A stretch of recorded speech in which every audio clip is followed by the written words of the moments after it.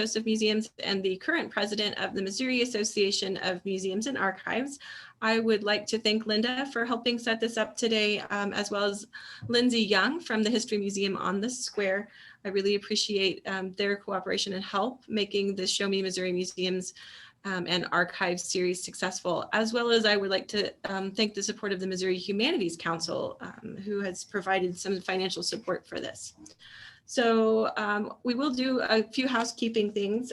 First, this is a program brought to you by the Missouri Association of Museums and Archives. If you are not yet a member, we would encourage you to go to our website and take out a membership. We also do have our conference coming up in a couple of weeks, October 21st through the 24th. If you are interested in attending our virtual conference, we have lots of great sessions and events planned. Other than that, I'm going to turn it over to Kristine Abbey, who is the Public Information Officer for Wilson's Creek National Battlefield, and I am so excited to learn more about your site and the work that you do there. So welcome, Kristine. Thank you so much, Sarah. Let me go ahead and get my first slide up and shared. Remember how to do this. All right, and then I'll pause for a minute and give a little bit more introduction. So let's see here. All right, so I'm a little bit nervous. I've actually never done a Zoom presentation or anything really similar to it in a virtual environment, but I'll try to be brief about my own background. It's not that terribly important. I've only been at the park for 10 months. And that entire time, I have never worked inside the Wilson's Creek National Battlefield Visitor Center. It has been closed the entire time that I've been in the park.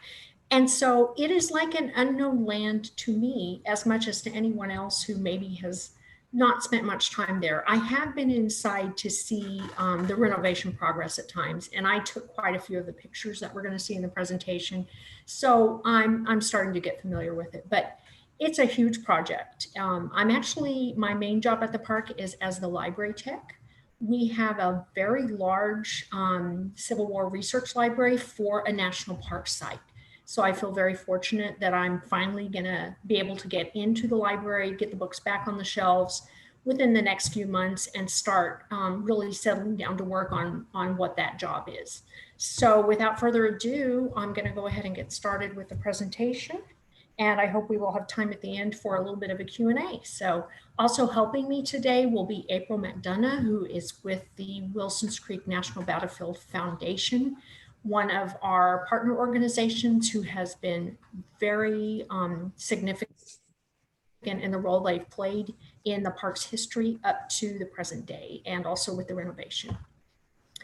So I'm not going to spend too much time on these early slides. I just wanted to kind of give a little bit of background about the park. I feel like it is not always a well-known park to people who are not terribly familiar with Civil War history, but it was very early in the war. And one of the significant things about it was it's where Union General Nathaniel Lyon was killed. He was the first Union general to die in combat in the Civil War. And it also brought the Union's attention to the battle in Missouri, or the war in Missouri. So the battle was significant early on in the war. What we are doing nowadays, you'll see some pictures showing some of the activities in the park.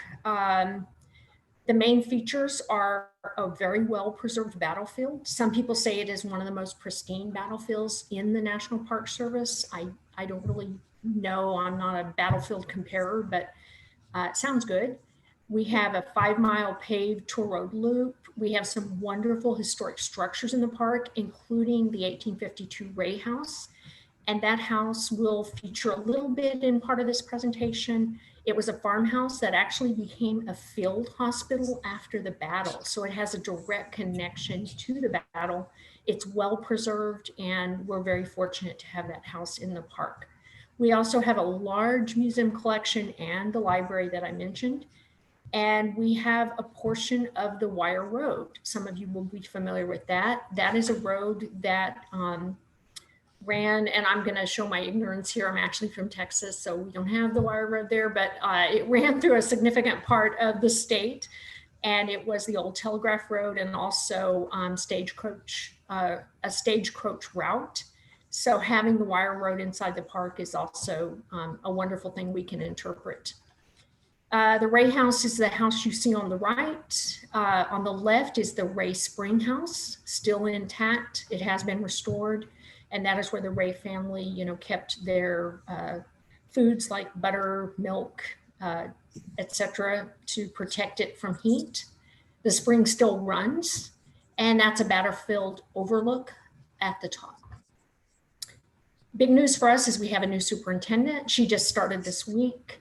She actually is from Missouri and started her MPS career right at Wilson's Creek National Battlefield. In about 15 years, she has risen to the rank of superintendent, which is terrific. So I'm really looking forward to working with Sarah. So a little bit about battlefield preservation and park history. I'm not an expert on this topic. We have a former employee who's actually writing a book about the park's history. So I'm excited to maybe help out with that project. He now works for the Greene County Library District. Michael Price is his name. He's a reference librarian there. So I mentioned General Lyon, of course. He was a very significant part of the park's history. After Lyon's death and shortly after the war, veterans would come to Wilson's Creek and pile up rocks. You see the cairn in the center. That was a cairn created by veterans to honor General Lyon, and they had placed it in a spot that they thought was the place where he died. Historically, apparently, that probably wasn't the actual location, but it's the thought that counts. Right next to that, you see a marker that was put up in 1928 to commemorate General Lyon. And I love the words on the marker. It is the only marker within the park boundary connected to the war. And in part, this is what that marker says. It says, at or near this spot fell Brigadier General Nathaniel Lyon. In honor of General Lyon and the hundreds of brave men north and south who on this field died for the right as God gave them right. So I think it's a beautiful tribute to all the soldiers who were involved. So as far as park history though, what I'm really have the slide up is to talk about how the park came to be part of the National Park Service system.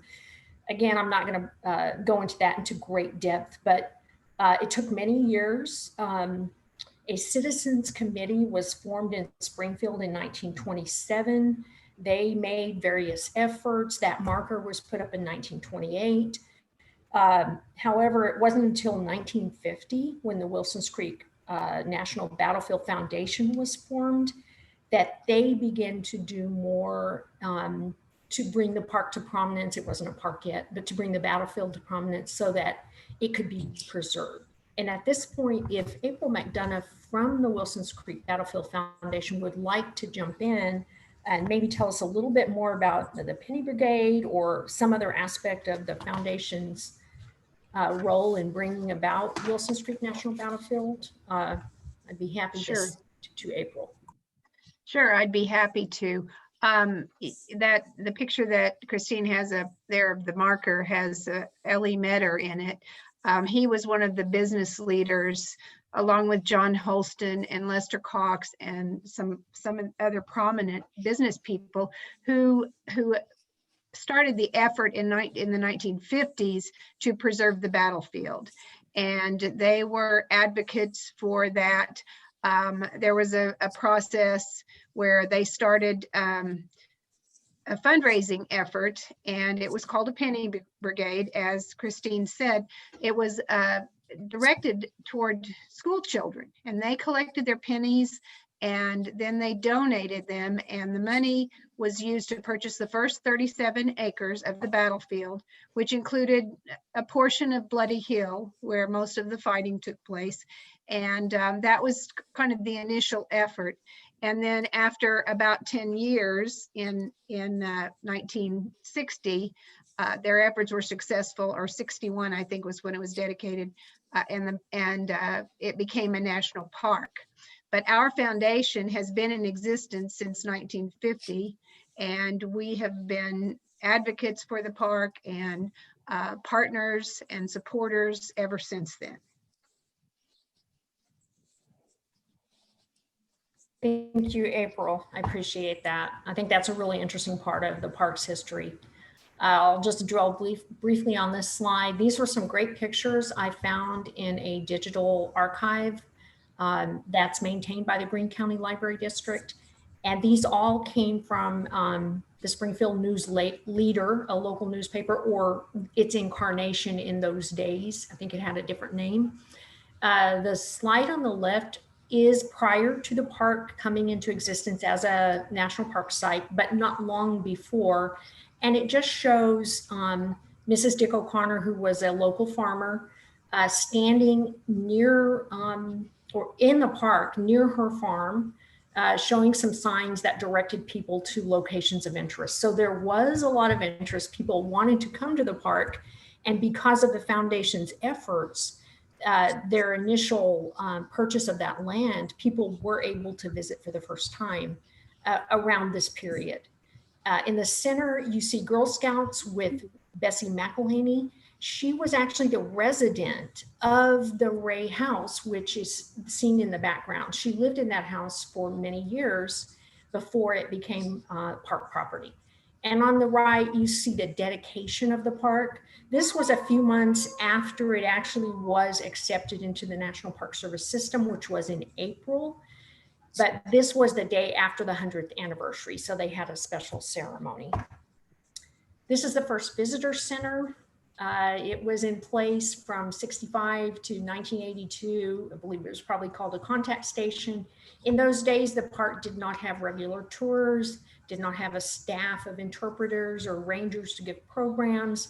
It was very bare bones, but they had to work up to what they have now. So those were some lean years, but people were still able to come to the park. We didn't have the tour road yet, and they were able to walk out on the battlefield. Now, things started to pick up in 1982 when we went from that trailer to an incredibly sophisticated complex, 6,400 square feet. This building was, and then some years later, they added 7,200 more square feet for an annex that includes the library. So this picture on the right was taken fairly recently. That's the visitor center before the renovation started.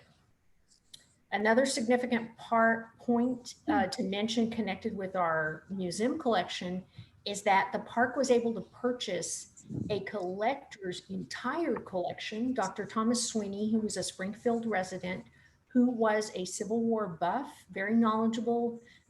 He even opened his own museum. And just as an aside, it's fascinating that he was able to get money to open that museum by selling one of his items from his collection. It was John Brown's Bible.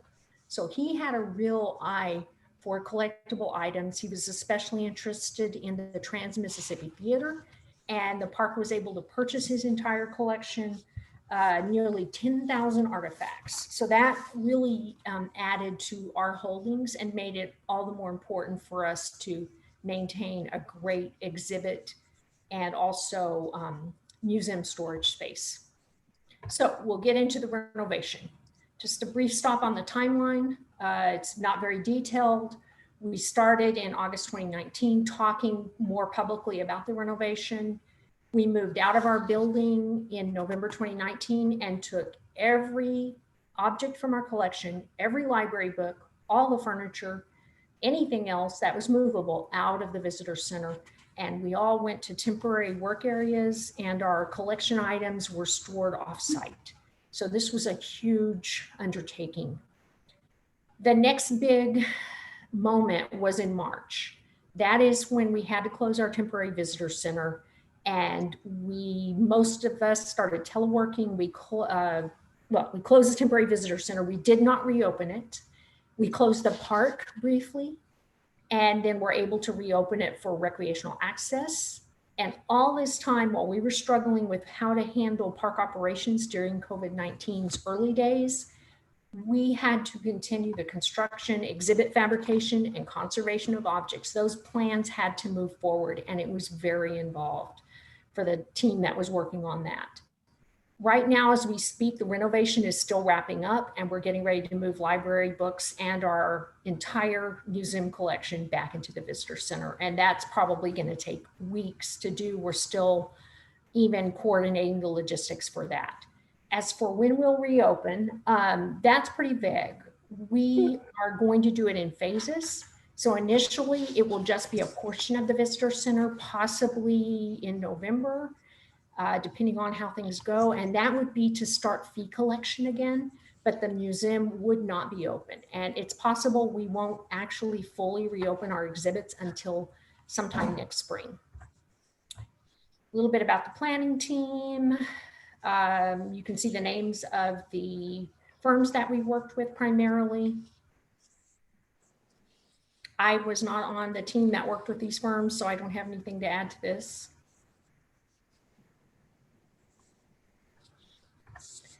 And then people that I actually do know and work with are staff. Ted Hilmer, some of you know Ted. He retired at the end of 2019, beginning of 2020. He was very involved with this renovation project. Gary Sullivan stepped in as acting superintendent. We then had Russ Runge, who came in and took that role. And now we, of course, have our new superintendent, but it was Ted who was at the helm for all the initial things leading up to the start of the renovation. Under artifact selection and conservation, Jeff Patrick, working with Alan Chilton and other staff, as well as a curator at our Midwest office, Keeley, has been hitting this thing hard pretty much every day, I think. So many meetings with contractors, he and Gary and other staff, Sean, our chief of maintenance, Sean Pierce, it's just a constant round. And there was a huge conservation project that Jeff was essentially heading up. So that was very labor intensive.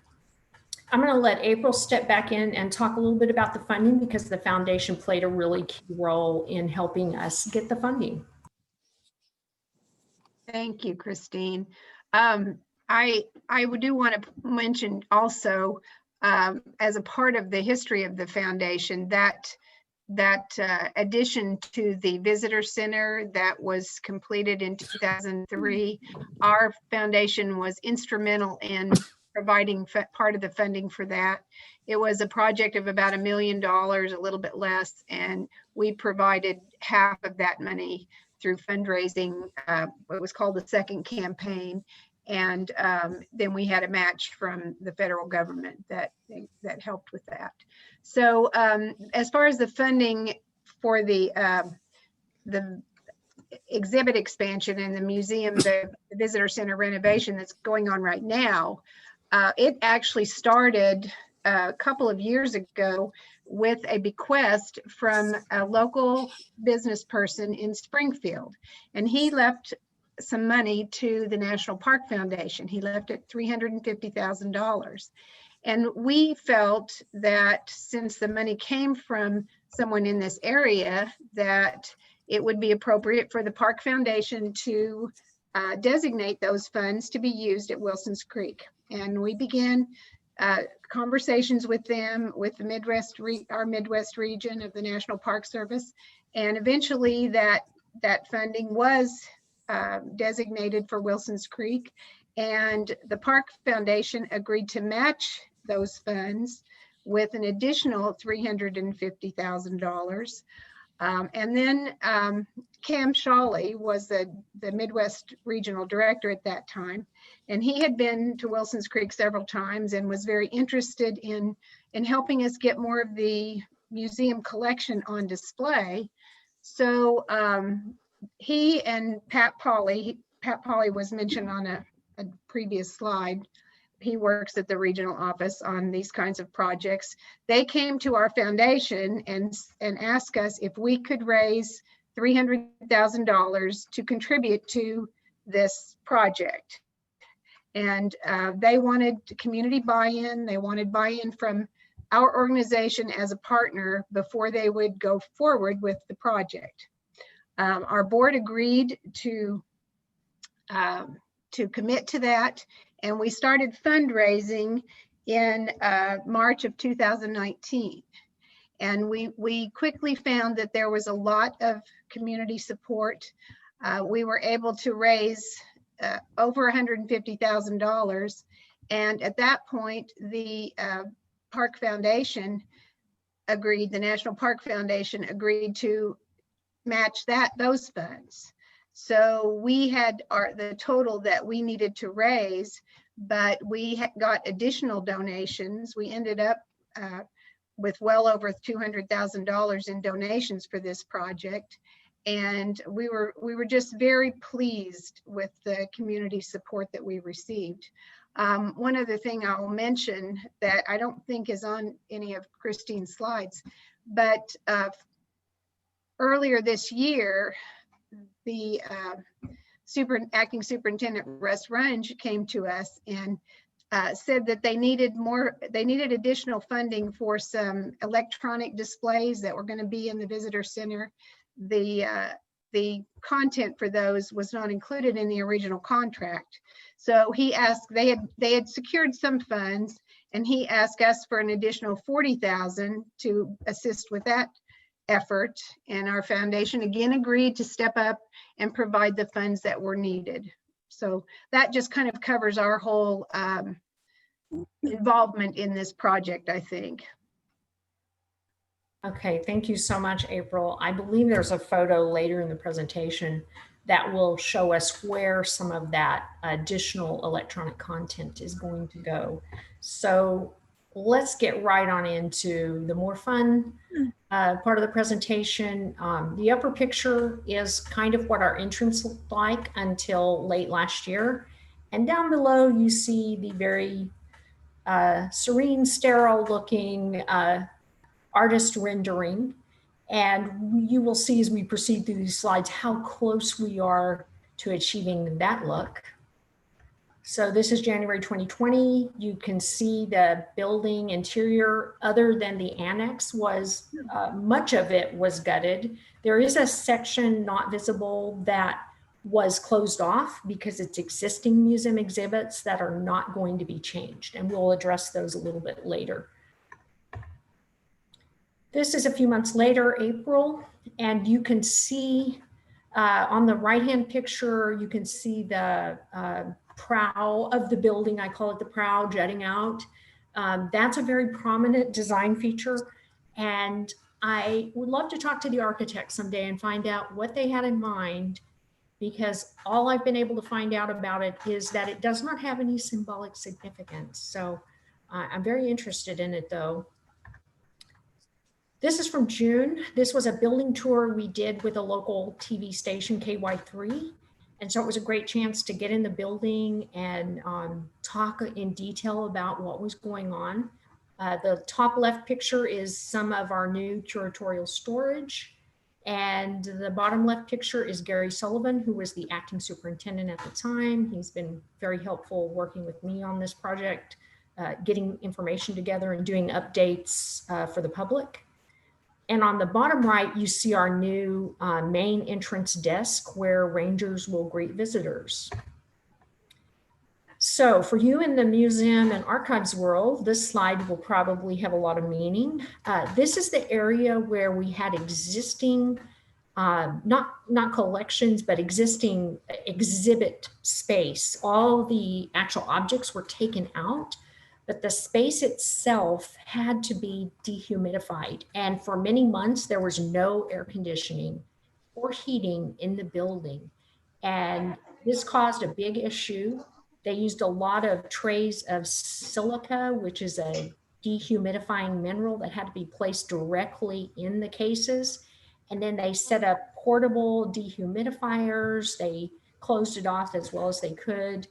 And so that was a big headache and a big problem because their concern was that mold was going to grow within the exhibit space.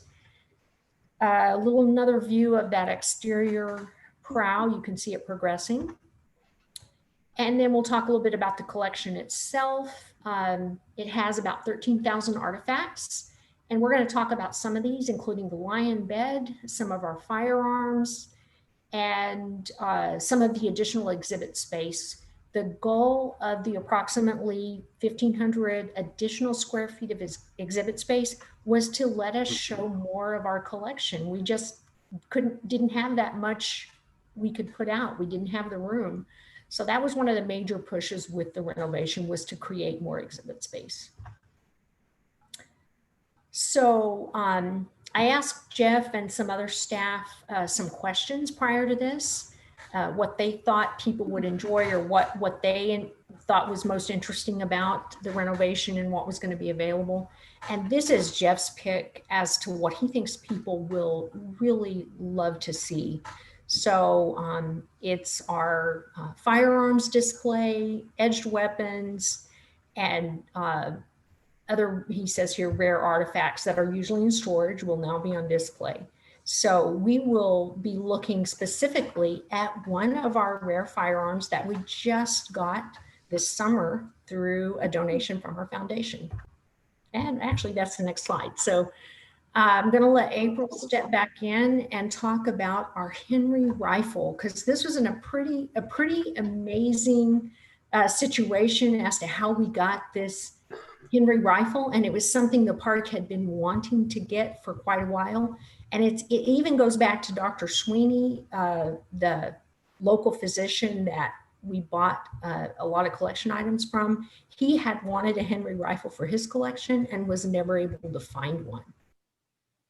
April, if you want to jump in and talk a little bit about that. Okay, thank you, Kristine.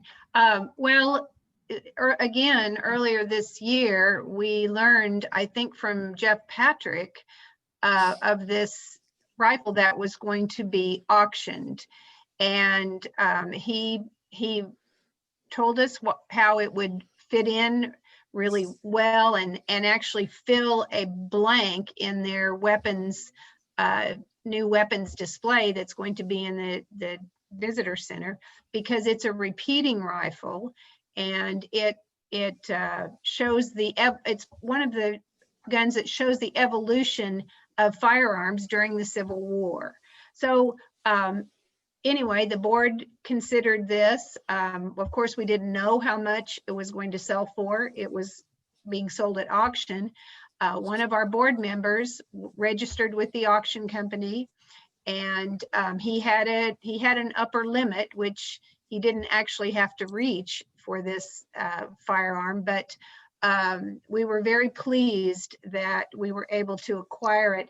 And then the picture that you see at the bottom of the screen is where a presentation where we donated that firearm to the park so that it could become a part of the displays in the new exhibit. Jack. Thank you, April. And if you look at the picture on the top left, you'll notice, I don't know how well you can see it, but it says G.W. Fulton. So the original owner of the Henry rifle, Major George Fulton, actually paid $10 additional to have this additional engraving. And there's beautiful engraving on both sides of the receiver and other parts of the weapon. Yeah. And it sounds like we have someone who is unmuted. So, all right, another terrific project, I think, that's going to be a showpiece in our museum collection once it reopens is the lion bed. So prior to about a month ago or so, if you had gone to the Ray House, which is the historic farmhouse within the park, you could have walked up and touched the original lion bed. It was stored, it was on display inside the Ray House, which is within the park boundaries, but it's just an ordinary building. It doesn't have special security, you know, it's pretty low key on that. And so there was a lot of concern that the bed, which is priceless, it's a one of a kind, could be damaged or destroyed or vandalized if something happened at the house. But That is not an issue anymore because we were able to find a craftsman who could make a beautiful reproduction. The reproduction is finished. It's now in the Ray House, and the original lion bed, which you see in the right-hand picture there, has gone to conservation before it will be put on display in the museum. This is a few pictures of the reproduction before it was finished. So obviously it hasn't been painted yet, but I have not seen the actual reproduction, but I hear it is amazingly, eerily similar, even down to all the paint and the weathering, to the original bed. And so finding a local craftsman who could do this, I think was a real boon for the park. So Gary Sullivan, our Chief of Resources, was also very, very involved with the project. And I thought his response to one of my questions was really useful because he hit so many points about the issues we faced in this renovation. He talks about how we had to remodel 2 buildings. We had to replace the HVAC systems, move all the contents out of the buildings, move where the bathrooms were, replace fire and security, create new curatorial storage, and construct 1,500 square feet of additional exhibit space, including all the cases and the methods of exhibiting. And we were doing all that while we were not working in the building and while we were undergoing the pandemic. So it was pretty high stress and complicated for the people that were involved. This is a few glimpses of our new curatorial storage area. Jeff Patrick, our museum curator, and his museum tech, Alan Chilton, are especially pleased with this because it is a great improvement over how we had it before. Here's some of the new displays. So this is a glass wall that's at the front of the building. And on the right-hand side, you see artillery with a limber. And so that's a great new display we did not have before. And I wanted to dwell on the next few slides a little bit more in depth because this is something so unique to the park. In the right-hand picture, you see 2 women, the lady on the far left who's sitting by the ironing board, and on the right, that's her granddaughter, Skylar, who's actually interning at the park right now. And Barbara on the left is one of our sewing team. We have a group of volunteer seamstresses that make a lot of uniforms and other objects for the park. And they've saved us a tremendous amount of money, and they're really good at what they do. So they basically altered or made uniform parts for all the mannequins or life forms that are going to be in the display you see on the left. So you can kind of see a diagram where there's going to be 5 different life forms in a display with a cannon. And so they took existing park uniforms and in some cases made some original pieces. And this is them working with a couple of our seasonals from this past summer, dressing one of the life forms. And these mannequins arrived fairly recently and had to be put together. And they're really odd, apparently, to work with. So you can see on the right, the yellow sticky notes attached to their goggles. That's to tell us which mannequin they are in the display. So we keep track of that because they're all custom designed. Each one is different and they have a specific position. It's another shot of Skylar. The project she's actually working on here is making a quilt, and she's using old uniforms, which she's cutting out to create the squares. And that quilt is possibly going to then be used in the Ray House in one of our displays. It may even end up on the new reproduction lion bed. And then you see Barbara on the right. You'll notice that this shirt-like thing that's draped over the mannequin has no sleeves. And the reason it doesn't is because the sleeves are too bulky. So she had to customize these shirts in various ways and some of the other uniform pieces to work with these specific mannequins, which are really odd and not actually very human-like. So it was a little tricky to fit the uniforms. And this just shows you some of the strangely lifelike features of the mannequins. On the left, the hand, and then on the right, you see the face. And the goggle is to protect the eyes, which are very delicate.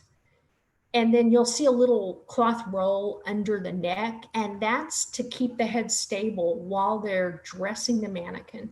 So there's a lot of little tricks that Barbara and her team learned when working with these, and they have completed all of the uniform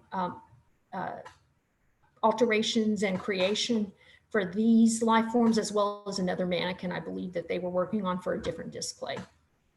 This is one of the mannequins of special interest. This is a facsimile of the face of Lieutenant Omer Rose Weaver. He was a member of the Pulaski Light Artillery, which is what this particular display is about. And Omer died during the Battle of Wilson's Creek. But they created this mannequin specifically to try to look like him. And they even bought a hat that would match the hat he's seen wearing in that picture. They had a lot of issues with the hat. It was terribly crushed and rolled up, apparently, and they had to send it to a professional hat company to get it steamed flat. So that was just another obstacle that had to be overcome. But each of the mannequins, again, is custom made, but this is the one that I believe is actually created to represent a person that we know was there in the Pulaski battery. This is where that display will go. So the 5 figures will be standing in their correct positions, in the correct physical gesture of the job that they're doing with that cannon to fire it. And that's right at the front entrance, right under that very sharp point or prow of the building. This is just a quick shot or two of the existing exhibits. Now, all the objects you see in those cases are not in the building right now. Again, they're in storage, and they'll have to be brought back and put back in the cases. And that's no simple task, as you're probably well aware. It's especially complicated because of COVID-19, because we cannot just simply ask, normally we would ask other curators and other museum professionals with the Park Service to come and help us with this project. But because of different restrictions related to COVID-19 and traveling, that has been much complicated. And finally, at last, here's some of the new exhibit space. On the left, you're seeing an empty area that's going to be filled with new cases that are designed to show many, many examples of artifacts. I personally haven't seen exactly how this is going to look, but there's a special feel that the designers are going for to make it sort of an almost overwhelming impression when you walk in. And I'm sure it's very cutting edge, and I'm very excited about seeing what it's going to be like. Also, kind of to the right of that picture is sort of the general area where the lion bed is going to be displayed. And then the picture on the right, if you look up at the top of the wall, you see electrical outlets. There's going to be video screens just side by side all across that wall. And that is where some of the new video content is going to be exhibited. So that's the space April was talking about, how the foundation jumped in this summer and got some additional funding, raised some funds at the request of our acting superintendent. And so this was very recently that they were able to get the funding for this. And then upper left, that's our auditorium where we show the park movie. They've made a few changes inside that space. And then outside the building behind, this is a thing most visitors will not see, but it is one of the most significant pieces of the whole renovation. That's our new HVAC system. And it is massive. There's actually 2 different big banks of air conditioners. We're seeing one of them. And this system is critical because we have to have the correct temperatures and the correct humidity to protect the thousands and thousands of objects we've got inside that building. And obviously, we also need to make visitors and staff comfortable. And I'm sure since COVID-19 became a factor, that there's been a lot of consideration about how the system might work in relation to that. So that became yet another part of the piece of the puzzle. But those HVAC systems are up and running and have been for a while. And I'm kind of dreading moving into the building personally, because I've been told we keep the park library at a lovely, something like 63 degrees to keep mold from propagating in our older books. So there's going to be a lot of cardigans and jacket wearing done. Some long underwear will probably be part of my uniform once we move back into the building. So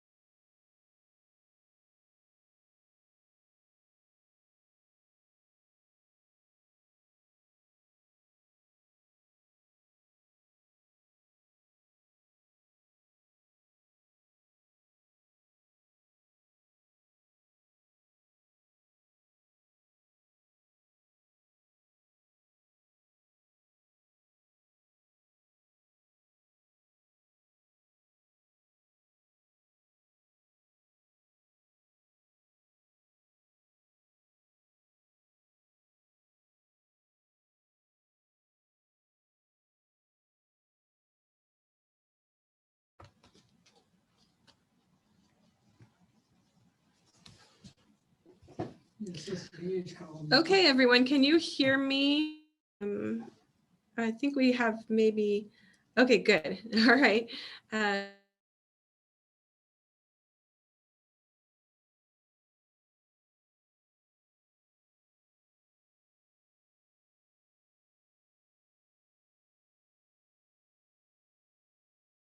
She jumps back on.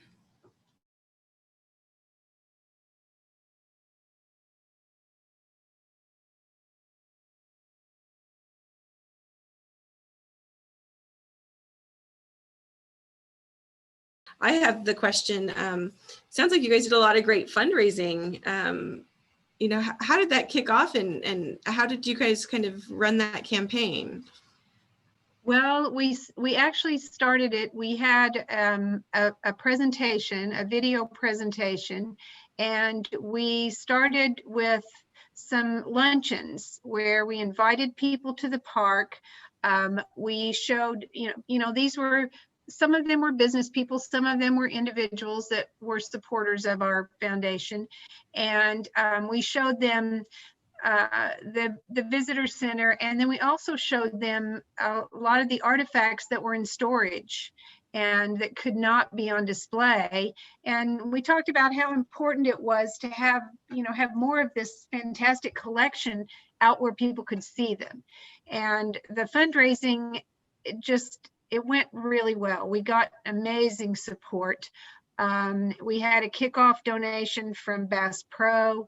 We got donations from several banks, and then we got donations from individuals and family foundations. And really, within a couple of months, we had reached our initial goal. And then we kept receiving additional donations, and we were able to use that additional money for the to help with the audiovisual content, and also to purchase the Henry rifle. Fantastic. And so the foundation is its own separate private nonprofit that helps support the Wilson's Creek site? Right. Yes, we're a private nonprofit. We're a partner.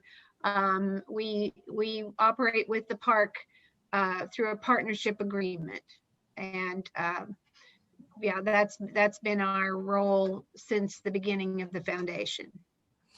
About how many active members of the foundation do you currently have? we actually have something under 200, but we also have additional supporters who are, they're not necessarily considered members, but they are donors to our foundation. We have an annual campaign, and there are a number of additional people that contribute to our annual campaign. There's Kristine. Hey, I'm back. I don't know what happened. I lost connection completely, which is really odd. And luckily, I have a hotspot separate. Was able to use my hotspot to get back in.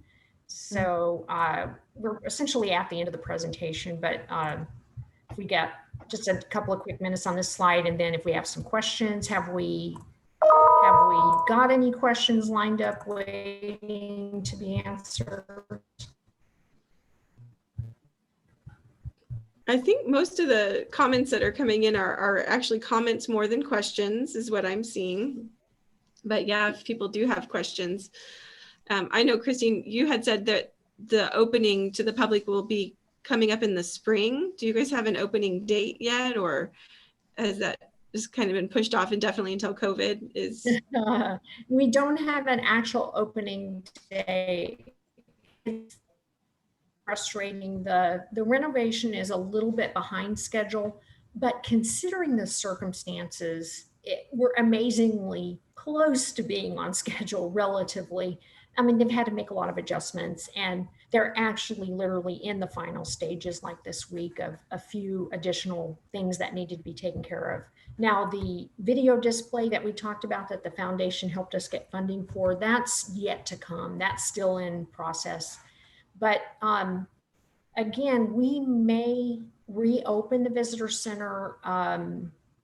They originally said sometime in October. They were going to try to open the museum in November. That is not going to happen. We may reopen the visitor center so we can start doing fee collection again, but that's just going to be a small area in the building. And we'll reopen the library for researchers probably at that same time.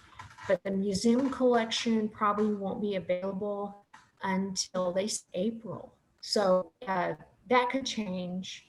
There's a lot of factors and circumstances that could interfere with that. But I'm not really honestly sure why it went from November to April, but there's some reasons that are above my pay grade at this time, I guess. But it's kind of frustrating because we had originally expected to be back in the building, completely reopened, having people come to the museum like in August. That was the plan back when the renovation started, August, September. And so obviously that did not happen. But just to hit the high points on the slide, we were talking about the MPS app. Wilson's Creek will have an app, and that's supposed to start rolling out in early 2021. And that means when you come to the park, you'll actually be able to use your phone to learn more about the park. You won't just have to rely on the park website, or if the visitor center is closed at the time you come or something is going on, you'll still have access to a lot of additional information. And over time, that app will be fleshed out to where it will even have tours you can do from your phone and a lot of other interesting features.